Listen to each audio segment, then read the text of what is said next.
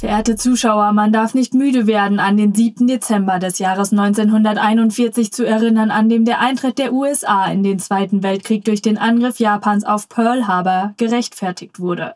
Weshalb nicht? Das Anzetteln dieses Krieges zeigt ein immer wiederkehrendes Terrormuster der US- und der britischen Regierung auf, das auf Lügen aufbaut.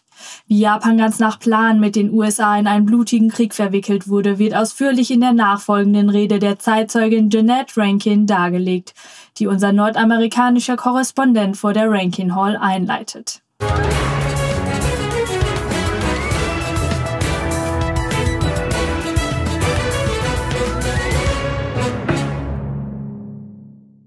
On the eve of the anniversary of the attack on Pearl Harbor, we report from snowy Missoula, Montana, USA, on the campus of the University of Montana.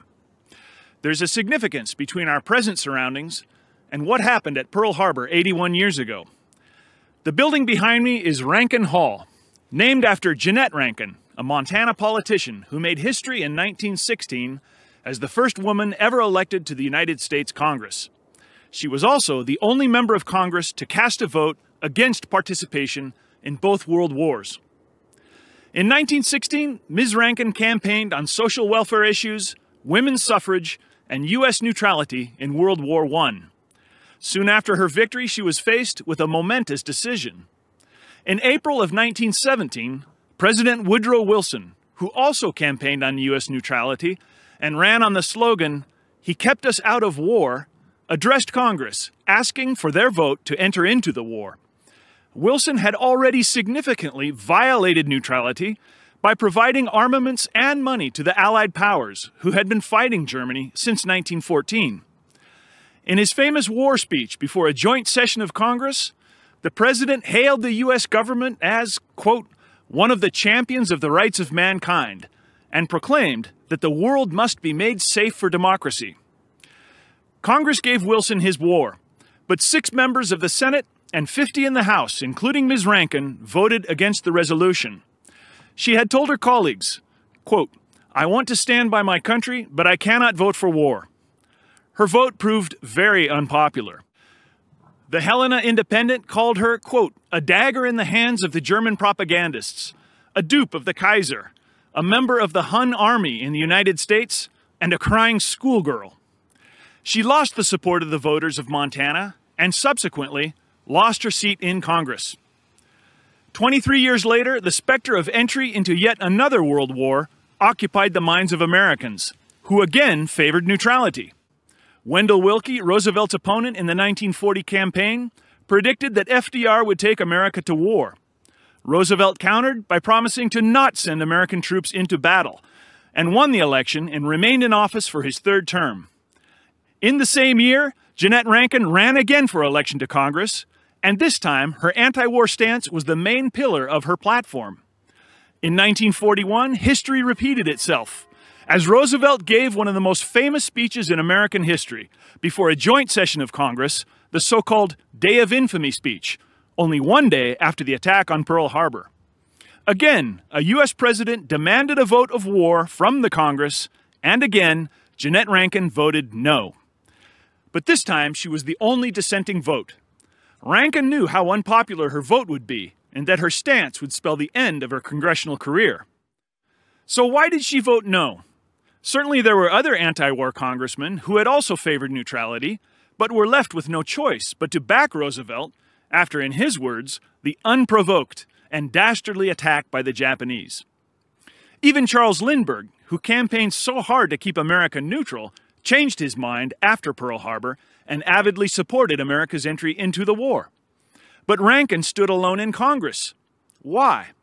Well, we might find the answer in the congressional record of the 77th U.S. Congress of 1942, on the first anniversary of Pearl Harbor, at a time when America was fighting in 2 theaters with the full support of the population. In the record, we find a speech penned by Ms. Rankin entitled, "Some Questions About Pearl Harbor." Listen to some choice excerpts from the speech and decide for yourself whether Ms. Rankin had legitimate qualms about rushing to support Roosevelt's push for war. Mr. Speaker, we have been at war a year. As a member of Congress who voted against the declaration of war on December 8, 1941, I wish to raise a few questions of my own as to the meaning of certain activities which led up to that attack. Pearl Harbor was the greatest thunderbolt in American history. It is proper to inquire, indeed, whether any responsible American source foresaw the Japanese attack.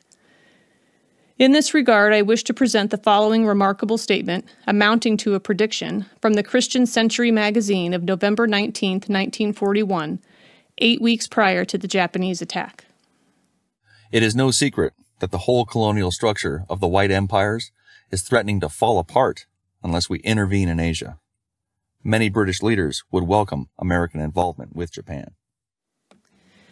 The thesis of Sidney Rogerson's pre-war book Propaganda in the Next War, that the surest way Britain can bring the United States to her aid will be to involve us in war with Japan, is being validated by events. What does Mr. Rogerson, who is an English author, have to say specifically about the plans of the British imperialists? His book was banned from export to America by the British censorship in 1939. On page 148, Mr. Rogerson makes this admission as to the plans of the British imperialists. To persuade her, the United States, to take our part will be much more difficult than in 1914. So difficult as to be unlikely to succeed. It will need a definite threat to America. A threat, moreover, which will have to be brought home by propaganda to every citizen before the Republic will again take arms in an external quarrel. The position will naturally be considerably eased if Japan were involved, and this might and probably would bring America in without further ado. At any rate, it would be a natural and obvious object of our propagandists to achieve this, just as during the Great War they succeeded in embroiling the United States with Germany. In other words, 3 years before Pearl Harbor, Britain's imperialists had figured out just how to bring the United States once more to their aid. But exactly how was Japan to be embroiled with the United States? There is no better way of goading a nation into war than by imposing economic sanctions, especially in the case of nations devoid of essential raw materials. Indeed, at the very time Mr. Rogerson was writing his revealing book, the phrase, "economic sanctions mean war," an echo from the League of Nations threat to Italy in 1937, was still on everybody's lips. If Britain were merely to induce the United States to sever commercial relations with Japan, who was extremely dependent upon imports of raw materials in exchange for silk and manufactures for the continuance of her economic life, would not that suffice?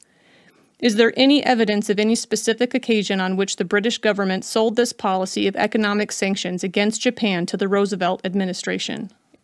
In the Ladies' Home Journal of July 1942, in an article entitled How War Came, Forrest Davis and Ernest K. Lindley, an intimate friend of the president, make the following significant revelation. When they, President Roosevelt and Prime Minister Churchill, met in a Newfoundland Bight for the Atlantic Conference, Churchill wished to meet the issue head-on. He asked the president, as the British, Australians, and Dutch repeatedly had besought this government before, to join an ultimative declaration to Japan. Now, an ultimatum is a demand accompanied by a threat. It sets up a dilemma. Do so and so, or else. In this case, the punitive alternative to be offered to Japan was to consist, as we shall see, of an economic blockade. In other words, sanctions, an admitted provocation to war. But of what demand was the ultimatum itself? And what evidence do we have that President Roosevelt actually accepted Mr. Churchill's Atlantic Conference request that such an ultimatum be sent? There seems to be excellent evidence that such an ultimatum was sent by President Roosevelt. No less an apologist for the administration's foreign policy than Mr. Henry Luce, editor of Time, Life, and Fortune, has admitted both that President Roosevelt served such an ultimatum on Japan and that it was the sending of this ultimatum which resulted in the Pearl Harbor attack. What is the evidence that the Roosevelt administration, which had frozen Japanese assets in this country as early as July 25, 1941, rapidly accelerated its economic strangulation of Japan following the Atlantic Conference? To secure an accurate statistical answer, I applied to both the Department of State and the Department of Commerce for month-by-month figures on American exports to Japan in 1941. To my surprise, I received from both departments an identical response. Because of the special executive order, statistics on trade with Japan beginning with April 1941 are not being given out. Inasmuch as the Japanese certainly know what they received in the way of goods from the United States through 1941, it becomes proper to inquire, from whom are these statistics being concealed? As a member of Congress, I was, of course, able to exercise my congressional prerogative of securing this data from an administrative department. Because of its allegedly confidential nature, I cannot, however, reveal it at this time. However, a perusal of other sources throws considerable light upon the extent to which the Roosevelt administration invoked economic sanctions against Japan in the months between the Atlantic Conference and the attack upon Pearl Harbor. For instance, in the New York Times of August 17, 1941, page 7, we read, Vice President Wallace, the chairman of the Economic Defense Board, today confirmed reports that this group was already working on projects for exerting trade pressure on Japan. In other words, in less than a week after the Atlantic Conference, the machinery of economic sanctions was getting underway. 6 weeks later, the economic stringency in Japan had become acute, as we read in the New York Times of October 24, 1941, page 36. Japan's raw material shortage has been sharply aggravated, and her industrial activity seriously disrupted by the cessation of her trade with important foreign countries, the Department of Commerce reported today. Ship movements and trade between Japan and the United States, the British Empire, and the Netherlands Indies, it is pointed out, have become virtually non-existent. By December 2, 1941, 5 days before Pearl Harbor, we read in the New York Times of that date, page 6. Japan has been cut off from about 75% of her normal imports as a result of the Allied blockade, the National Industrial Conference Board reported yesterday.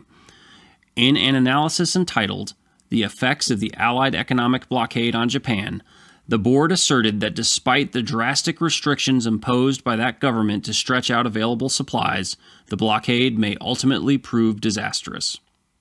A week before the attack on Pearl Harbor, I asked a prominent non-Japanese Oriental, "Is the situation in the Pacific as serious as it appears?" "Yes," he replied, "it is serious. Japan has no choice but to go to war or to submit to economic slavery for the rest of her existence."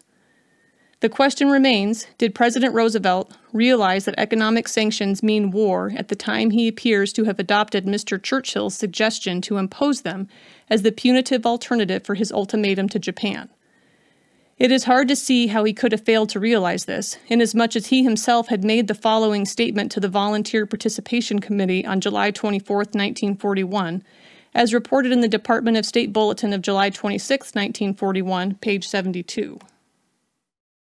Now, if we cut the oil off, they, the Japanese, probably would have gone to the Dutch East Indies a year ago, and you would have had war. Whereupon, immediately after the Atlantic Conference of 2 weeks later, Mr. Roosevelt proceeded to invoke these self-acknowledged war-producing sanctions. Was it not strange that Mr. Roosevelt, who, by refusing for years to enforce the Neutrality Act of 1936 to prevent shipments of war supplies to Japan despite popular demand, had largely contributed to supplying that nation with the raw materials for the armament now being used against our own troops? After the Atlantic Conference, when an incident with Japan seems to have been desired, suddenly changed his policy and not only cut off war supplies, but virtually everything required by the civilian population of Japan as well. As a member of the president's own party, Congressman Harton W. Sumners of Texas, chairman of the House Judiciary Committee, remarked in a letter to the Saturday Evening Post, published in that periodical on April 4, 1942, page 26. We have been a very foolish people, which has made it possible for politicians to get away with murder. This blaming the Pearl Harbor tragedy on the treachery of the Japs is like the fellow who had been tickling the hind leg of a mule trying to explain his bunged-up condition by blaming the mule for having violated his confidence. On November 27, 1941, the Chief of Naval Operations sent a message to the Commander-in-Chief of the Pacific Fleet, which stated in substance that the dispatch was to be considered a war warning, that Japan was expected to make an aggressive move in the next few days.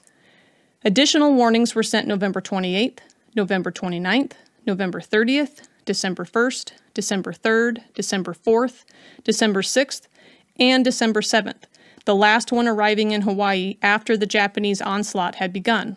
Thus, we see that for 2 weeks prior to the Pearl Harbor attack, almost daily warnings had been sent, not to mention less frequent precautionary dispatches earlier. What more could have been done in the way of warnings is hard to see. Indeed, do not the frequency, urgency, the very wording of these warnings indicate in themselves that the Pearl Harbor attack came as no surprise whatever to the President? Has Prime Minister Churchill ever admitted attempting to get the United States into this war? Yes, quite frankly, after we were in. This boast was wrung from him, as reported in the New York Times of February 16, 1942, page 6. When I survey and compute the power of the United States and its vast resources, and feel that they are now in it with us, with the British Commonwealth of Nations altogether, however long it lasts, till death or victory, I cannot believe that there is any other fact in the whole world which can compare with that. This is what I have dreamed of, aimed at, and worked for, and now it has come to pass. A blunt acknowledgement, surely. Has either Mr. Churchill or Mr. Roosevelt ever acknowledged that the Atlantic Conference was the specific occasion of their efforts to get the United States into the war by embroiling us with Japan? It is hard to see what else the following admission from Mr. Churchill's speech in Parliament, January 28, 1942, as reported in the New York Times of that date, can be called. It has been the policy of the Cabinet at almost all costs to avoid embroilment with Japan, until we were sure that the United States would also be engaged. On the other hand, the probability, since the Atlantic Conference at which I discussed these matters with President Roosevelt, that the United States, even if not herself attacked, would come into the war in the Far East and thus make the final victory assured, seemed to allay some of these anxieties, and that expectation has not been falsified by the events. This would seem to indicate that not only did President Roosevelt accede to Churchill's pressure to send an ultimatum to, and impose sanctions upon, Japan, but made a blanket commitment to bring America into the war even if Japan did not attack. Today, approximately 1 million American boys are fighting from 3,000 to 8,000 miles away from home. The American people are willing to struggle for the, quote, 4 freedoms, but we realize that we must retain them at home if we are going to give them to others. Exercising our traditional right of free speech and free inquiry, we are going to continue to ask and seek answers to all questions as they arise. When are we going to get the full story of what happened at the Atlantic Conference? We asked for it then and ask for it now. When President Roosevelt had so persistently refused to enforce the Neutrality Act against Japan when public opinion definitely demanded it, why did he so suddenly change his policy at the Atlantic Conference? A year ago, one of my congressional colleagues, having observed for months the adroitness with which President Roosevelt had brought us ever closer to the brink of war in the Atlantic, only to be continually frustrated in the final step by a reluctant Congress, seeing fate present the President on December 7, 1941, with a magnificent moral categorical, right out of the blue, a casus belli beyond all criticism, exclaimed in despair, "What luck that man has!" But was it luck?